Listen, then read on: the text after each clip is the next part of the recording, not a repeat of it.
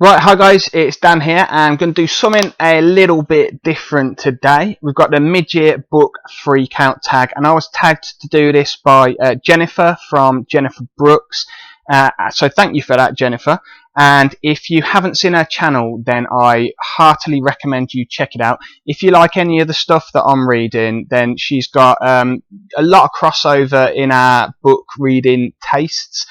She's into her historical fiction, her fantasy. She does some great recommendation videos. I heartily recommend you checking her channel out. But anyway, let's get straight into these questions. I've got them here. There's a few to get through. So, without further ado, the best book you've read so far this year. So, I've been doing some rereads of my favourite series. So this was quite an easy question for me. I've got a few options here. If you've watched my channel, then you'll know that this one's coming up. It's The Last Kingdom by Bernard Cornwell. Might as well get this one out of the way straight away.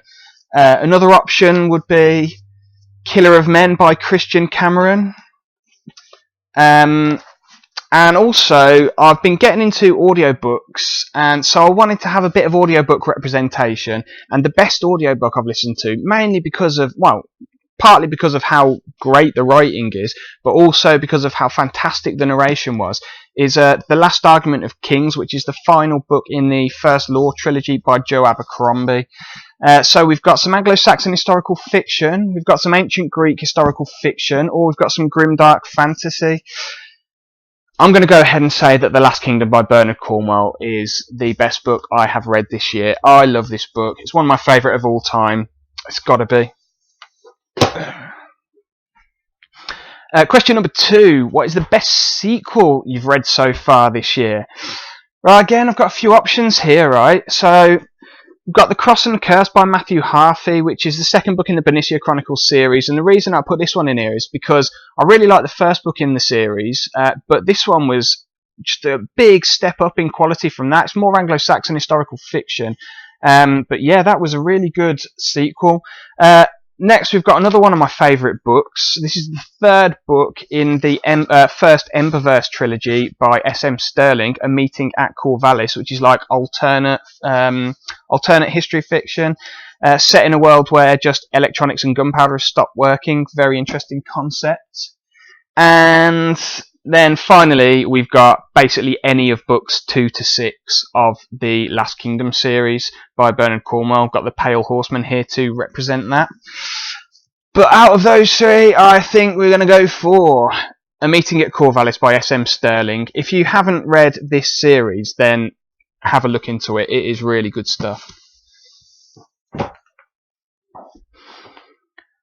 Right, question number 3 is a new release you haven't read yet but want to. Now, what I will say is I'm not big on reading like new releases because they're expensive. I prefer to get like cheap books that have maybe been out for a little bit longer. But I did a little bit of research, and one of my favourite authors that I've already mentioned, Christian Cameron, who wrote the Killer of Men that I mentioned for the first question, he has got a new series coming out this year. It's come out already. And the first book in it is called The New Achilles. It's another ancient Greek historical fiction series. So that is definitely one that I would be very interested in reading. If it's anything like his other ancient Greek historical fiction, that's going to be fantastic. Question number 4 then is the most anticipated release for the second half of the year.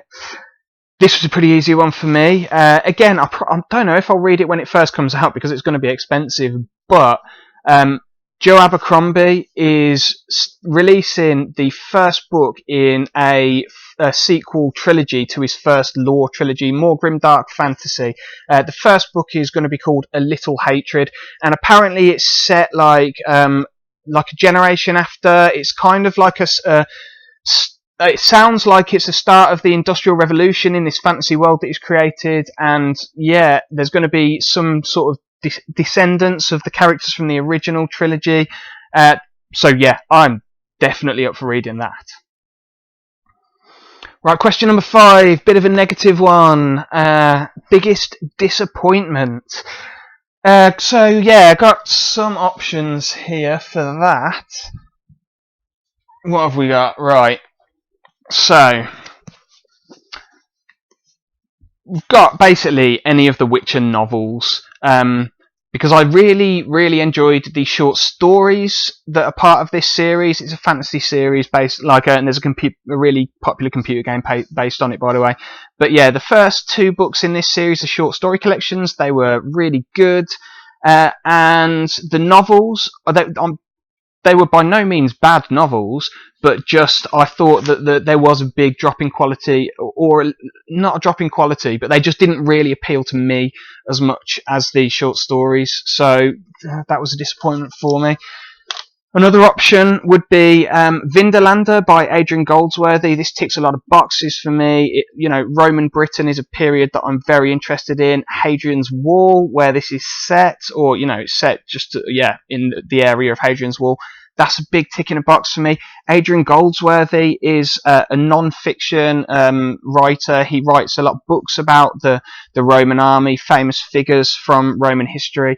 And I really wanted his fiction to be good, but it just wasn't that great. I mean, it was all right, but it just wasn't that great, and I had high hopes for it. The third option here, we've got Nine Princes in Amber by Roger Zelazny. This is like a classic fantasy novel that I just didn't really get on with. It felt very rushed. It's very short and needed to be 2 or 3 times this long, I think. But out of those 3, I think, even though actually I think this is the best novel out of the 3 that I've mentioned, it was the biggest disappointment. So I'm going to go for the Witcher novels. I'm sorry, I know a lot of people love them, but didn't work for me. And the next one is, next question is, what was the biggest surprise? And again, I've got a couple of options here. And these are both fantastic novels, by the way. The first one's actually a novella, and that is A Slow Regard of Silent Things by Patrick Rothfuss. I loved this, absolutely loved this. This was possibly the best new read of the year for me. And the second one is Ship of Magic by Robin Hobb, which is the first book in her Live Ship Traders trilogy, which is the second trilogy set in her realm of the Elderlings, the first one being the Farseer trilogy. And these were just both big surprises in that they were very different to the author's previous works. Patrick Rothfuss writes like huge mammoth tomes for the other books in the Kingkiller Chronicles series, which is what this is in the same world as. And Robin Hobb, the Farseer trilogy was first person. This is third person. It's set in the same world, but it's got a very different feel to it. So they were both big surprises in that sense. I was expecting them to be good, and they were very good. I'm going to go for Slow Regard of Silent Things. This was really great book. And favourite new author, debut author, or someone who's new to you, and yeah, that's Robin Hobb for me. I've already talked about in the previous question her Live Ship Traders trilogy. I'm currently working my way through the second book on that. I read the whole Farseer trilogy this year, and she is great, epic fantasy. I mean, her character writing is fantastic. If you haven't read any Robin Hobb and you're into fantasy, then just go ahead and do that right away. Question number 8 then. Newest fictional crush. I mean, I don't really have fictional crushes. Newest fictional crush.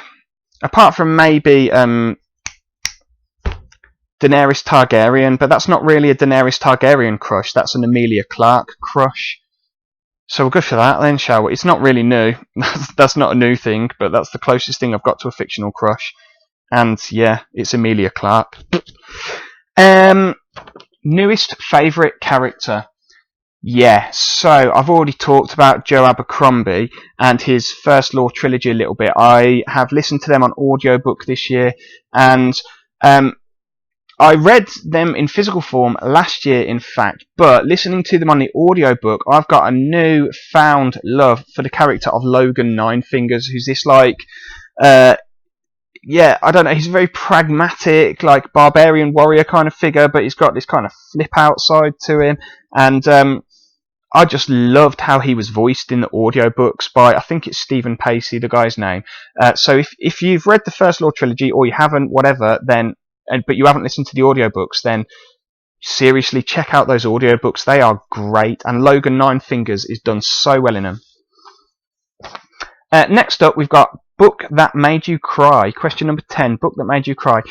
I literally don't think I've ever cried at a book. I've got a heart of ice when it comes to stuff like that. So, yeah. But the closest I think I've come, there's two options on this.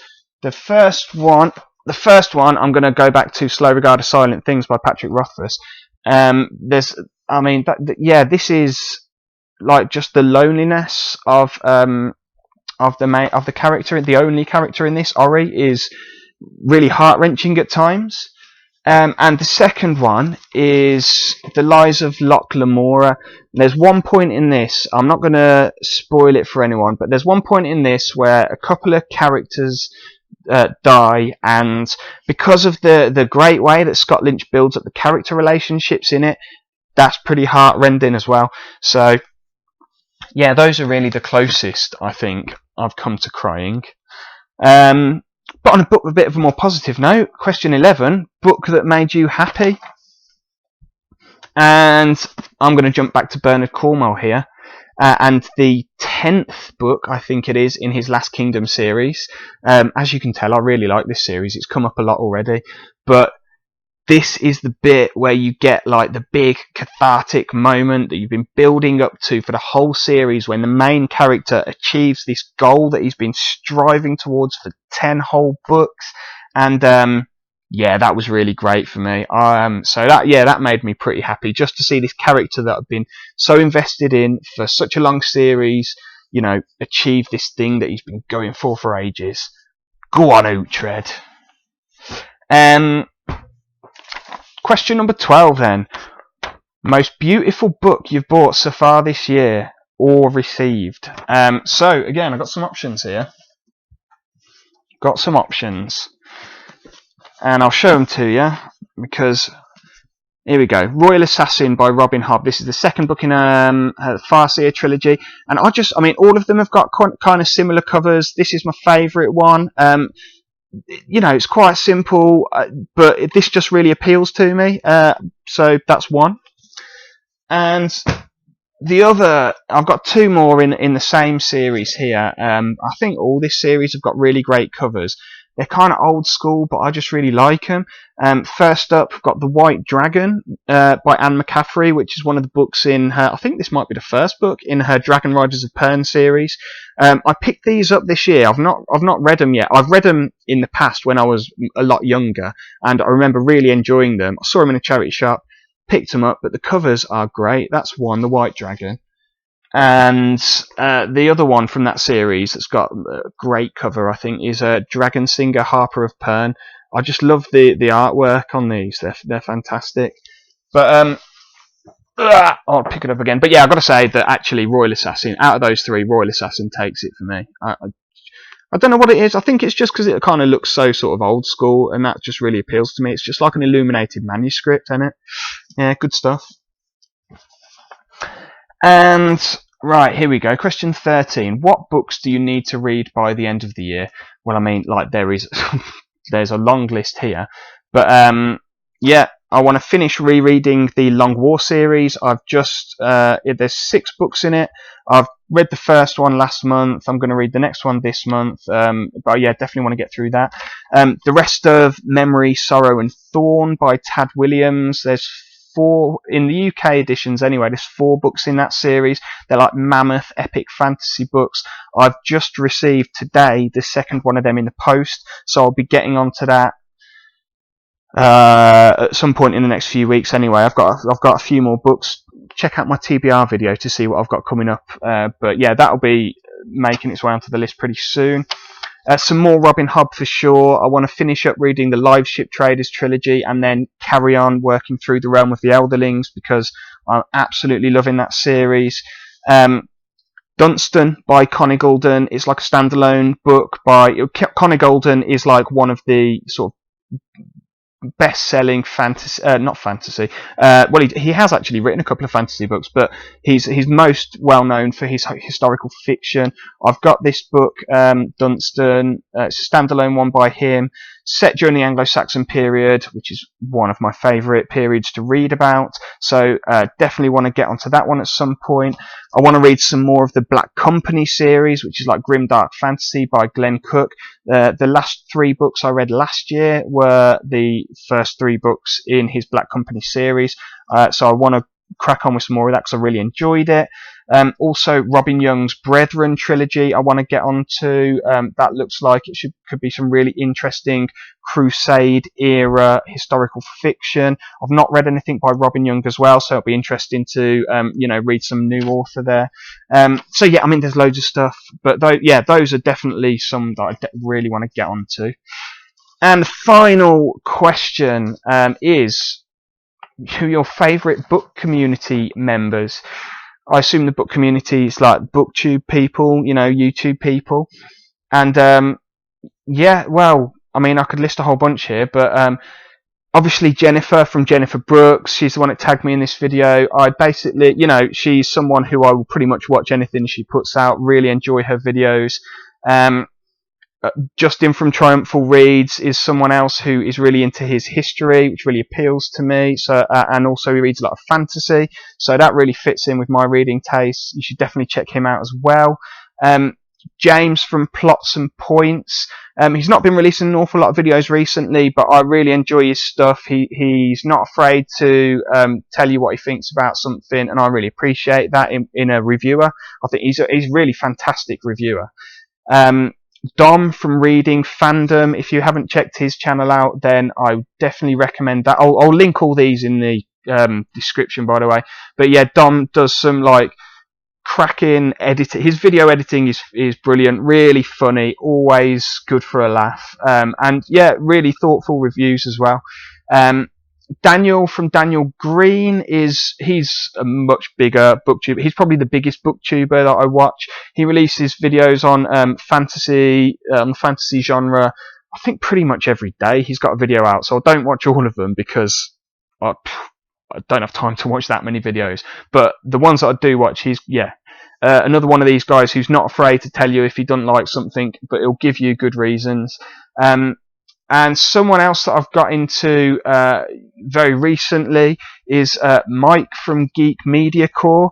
And yeah, I mean, this guy does some great fantasy reviews, very thoughtful. I mean, I don't necessarily agree with some of the stuff that he says, but it's always well thought through, and I really like the style of his reviews, so definitely recommend checking all of them out.